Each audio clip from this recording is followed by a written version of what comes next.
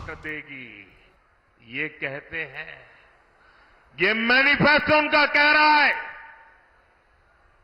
भाइयों बहनों, आप सोचिए, हमारी माताओं बहनों के पास सोना होता है। ये सोना अवसरों पर सिर्फ शरीर पर पहन करके प्रभाव पैदा करने के लिए नहीं होता है।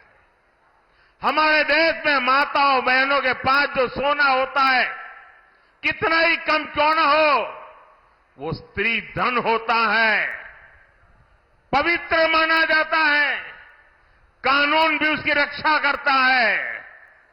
अब इनकी नजर कानून बदलकर हमारी माताओं बहनों की संपत्ति छीनने का भी खेल खेला जा रहा है। उनका मंगलसूत्र, उस पर उन लोगों की नजर है।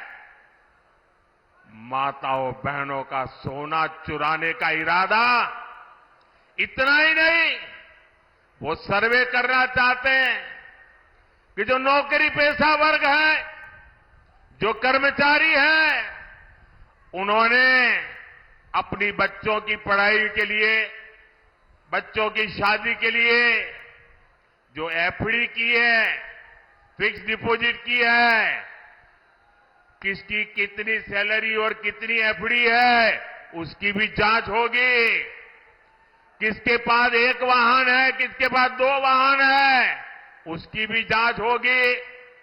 यानी किसके पास कितनी जमीन है, उसकी भी जांच होगी। व्हीकल कितने हैं, उसकी जांच होगी। कांग्रेस इसका सर्वे कराएगी और फिर कांग्रेस कब्जा करेगी। सरकार के नाम पर कब्जा करके आपकी संपत्ति को छीन करके बांटने की बात कर रही है। कांग्रेस यहां तक जाएगी, अगर आपका गांव में पुराना पैतृक घर है, बच्चों के भविष्य के लिए आपने शहर में मानो छोटा फ्लैट ले लिया, और अगर पता चला कि आपका गांव में भी एक घर है, तो 2 में से 1 छीन लेंगे कि आपको 2 की जरूरत नहीं है, जिसको नहीं उसको दे देंगे। कांग्रेस के लोग कहेंगे कि आपके पास गांव में एक घर तो पहले से ही है। ये माओवादी सोच है, ये कम्युनिस्टों की सोच है। ऐसा करके कितने ही देशों को वो पहले बर्बाद कर चुके हैं। अब यही नीति ये कांग्रेस पार्टी और इंडिया अलायंस भारत में लागू करना चाहती है। आपकी मेहनत की कमाई, आपकी संपत्ति पर कांग्रेस अपना पंजा मारना चाहती है। आपका स्त्री धन लूटना चाहती है। माताओं बहनों का मंगलसूत्र अब सलामत नहीं रहेगा, ये कांग्रेस ने कहा है। इन परिवारवादी लोगों ने देश के लोगों को लूटकर अपना इतना साम्राज्य बना लिया है। आज तक इन्होंने अपनी अकूट संपत्ति से देश के किसी गरीब को कुछ नहीं दिया। अब इनकी नजर देश के लोगों की संपत्ति पर पड़ गई है। साथियों, जनता के धन को लूटना, देश की संपत्ति को लूटने कांग्रेस अपना जन्मसिद्ध अधिकार समझती है।